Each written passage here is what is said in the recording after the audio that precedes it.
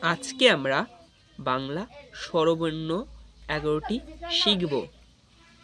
সরে আ, সরে আ, রস্যই, দীর্ঘই, রস্যু, দীর্ঘ, রি, এ,